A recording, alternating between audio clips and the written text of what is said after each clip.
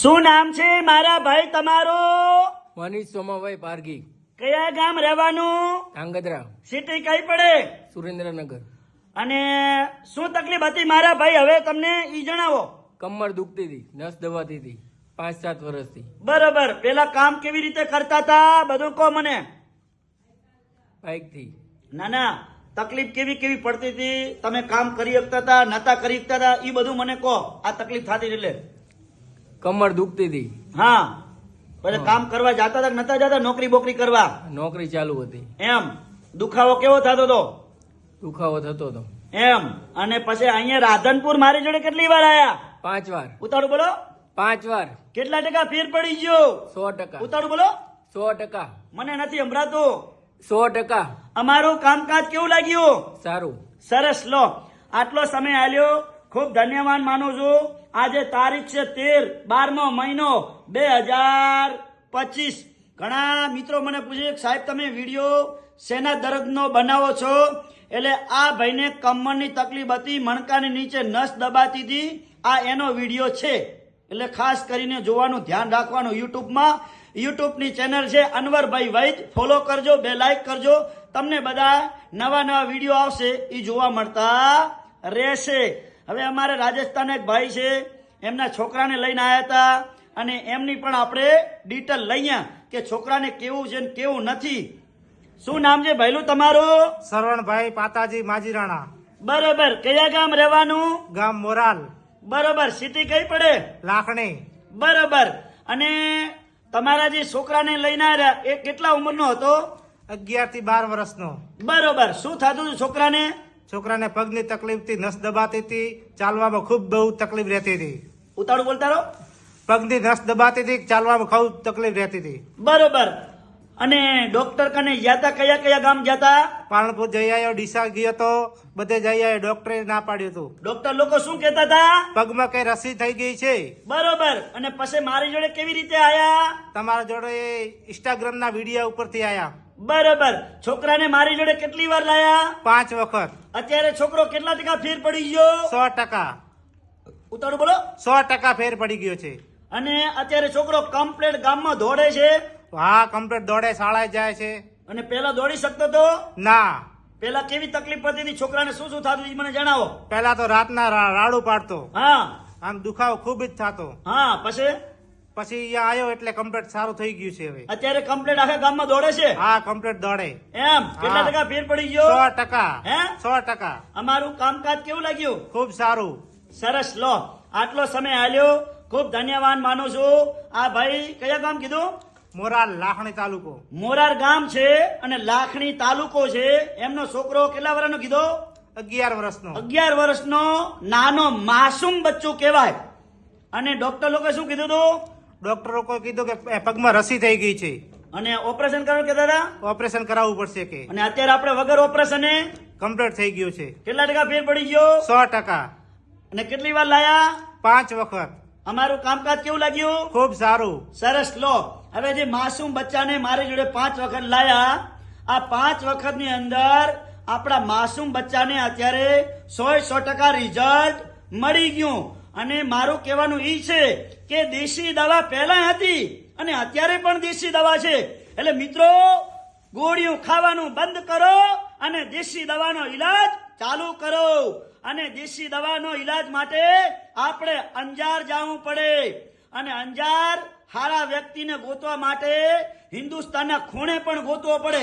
સારું કામ કરતો હોય વૈદ, એને ઠેઠ હજારો કિલોમીટર ગાડી લઈને જવું પડે. પણ હું આજે તમારો પ્રેમ અને તમારો ભાવ, એક તમારો પ્રેમ ને તમારી એક લાગણી, તમારી લાગણીથી હું અંજારથી રાધનપુર આવું છું. બનાસકાંઠાની પબ્લિકનો ચાહક છે.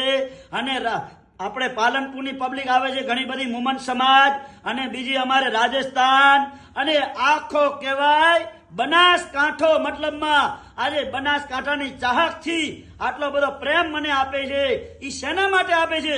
કે સારું કામ જોઈને આપે છે. મારું મોઢું જોઈને નથી આપતી, પણ મારું કામ જોઈને પ્રેમ આપે છે મને. એટલે મિત્રો, જે કામ સારું કરે છે ને એને હજારો માણસ વખાણ કરે છે. એટલે હું વખાણ મારા મોઢે નથી કરતો, પણ તમે આજે મારા જેટલા હજારો લાખો માણસ પેશન્ટ આવે છે, બહેનો આવે છે, વડીલો આવે છે, એમને પૂછજો કે અનવરભાઈનું કામકાજ કેવું છે. એટલે મિત્રો એમની વાત સાંભળી અને પછી મારી મુલાકાત કરવા આવજો એકવાર.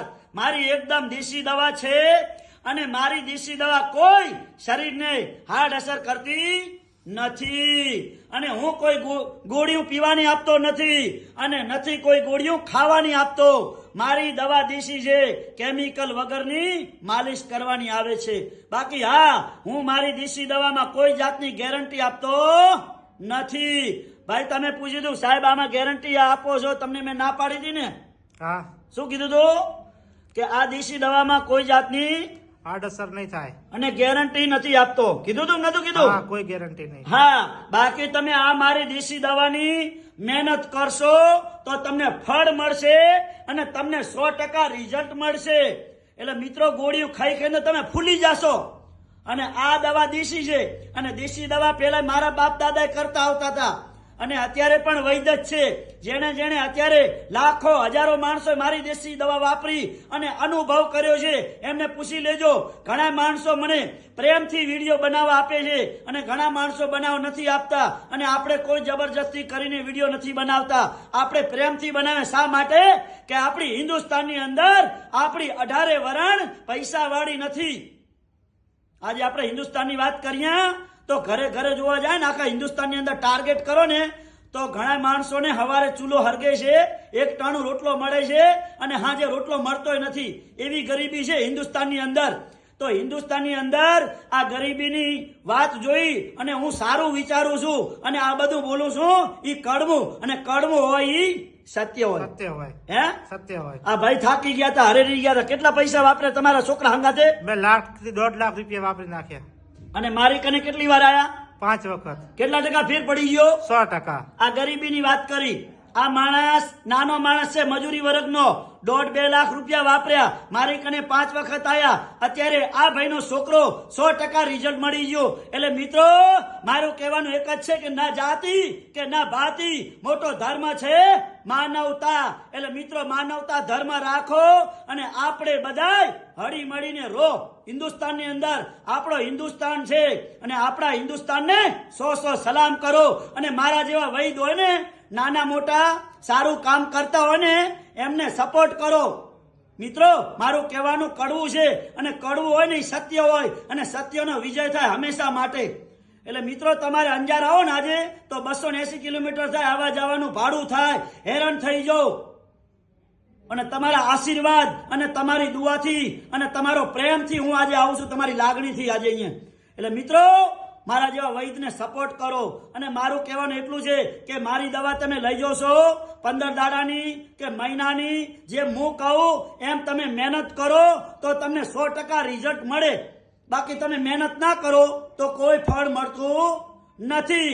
ટીપે ટીપે સરોવર ભરાય, કાંકરે કાંકરે પાર બંધાય. એટલે મિત્રો મહેનત કરો તો ફળ મળે. અને દવા લઈ જઈને ઘરે જઈને ટીવીના ખોખા મૂકી દો, શોકેસમાં મૂકી દો, તિજોરીમાં મૂકી દો. પછી કહો સાહેબ ફેર નથી પડતો, સાહેબ ફેર નથી પડતો. પણ સાહેબે તો કીધું મહેનત કર તો ફળ મળે, પણ મહેનત ના કરે તો ફળ શું મળે કહો? એટલે મિત્રો મારું બોલવાનું કડવું છે અને કડવું સત્ય હોય. અને હજારો માણસો દવા લઈ ગયા અને હજારો માણસોને આજે રિઝલ્ટ મળ્યું છે. એટલે મારી ફેસબુક છે, ઇન્સ્ટાગ્રામ છે, આમાં કોઈ પૈસા કમાવાની મારે જરૂર નથી. મારે તો મારી બહેનો અને મારા વડીલો મહેનત કરીને આવે છે અને 100% રિઝલ્ટ બતાડે છે દુનિયાને. મહેનત કરીને આવે એટલે મારી બહેનોના, મારી વડીલોના મને આશીર્વાદ, મને દુઆ મળે છે અને હું ધનવાન છું બધાનો પ્રેમ ભાવ સાંભળીને. એટલે મિત્રો મારો કોન્ટેક્ટ નંબર છે 9972422871. રાધનપુરનું એડ્રેસ છે રાધનપુરથી બાબર હાઈવે રોડ, સુરભી ગૌશાળાની સામે દિવ્યા કોમ્પ્લેક્સ, ઓફિસ નંબર 60, અનવરભાઈ વૈદ, અંજારવાડા. અંજારવાડાથી પ્રખ્યાત છે અને અંજારવાડા કોઈ એના જોડે જવાનું. એટલે મિત્રો મારી આગળ છે આશાપુરા પાન પાર્લર, ભાતીભાઈ રબારી બંધવડના છે. ભાતીભાઈ રબારી, એમને પૂછી લેવાનું મારું કામકાજ કેવું છે. એટલે તમને સલાહ આપશે, મારું કાર્ડ આપશે અને એમના પણ કેસ સાજા થયેલા છે મારી જોડે. એટલે મિત્રો ફોન ઉપર કેસ લખવામાં આવતો નથી. અને મિત્રો ફોન કરીને આવવાનું, કોઈ રિપોર્ટની જરૂર નથી અને કોઈ ફાઇલની જરૂર નથી. વગર રિપોર્ટે મતાડે એને કહેવાય વૈધ. અને મારો કામકાજ છે જૂનામાં જૂનો ઘૂંટણનો ઘસારો હોય અને મગજથી કરી અને પગના તળિયા સુધી કોઈ પણ જાતની નસ દબાતી હશે તો પણ એની સારવાર કરી આપવામાં આવશે. બીજી વાત એ કે ઘૂંટણનો ઘસારો 50 થી 60 વર્ષ સુધીનો થઈ ગયો હશે અને વગર ઓપરેશને મટાડી આપવામાં આવશે. બીજી વાત એ કે સંધિવા આધે આધા પકડાય તમારા, એની સંધિવાની સારવાર થઈ જશે. પેની દુખતી હશે એની સારવાર થઈ જશે મારી જોડે. માથું દુખતું હશે એની સારવાર થઈ જશે. અને ઘણા લોકો પૂછે સાહેબ મને કબજિયાત થાય છે. એટલે મિત્રો કબજિયાતની પણ દવા મારી જોડે મળી જશે. આ બધી દવા દેશી દવા છે અને દેશી દવાનો ઉપચાર ચાલુ કરો અને મારો સંપર્ક ચાલુ કરી નાખો. અને કડવું છે સત્ય છે. અને આ બધું વિડીયો શાંતિ સાંભળો, તમારા ગ્રુપની અંદર શેર કરજો. એટલે મારું નામ છે જૂના અને જાણીતા અનવરભાઈ વૈદ અંજાર વાળા.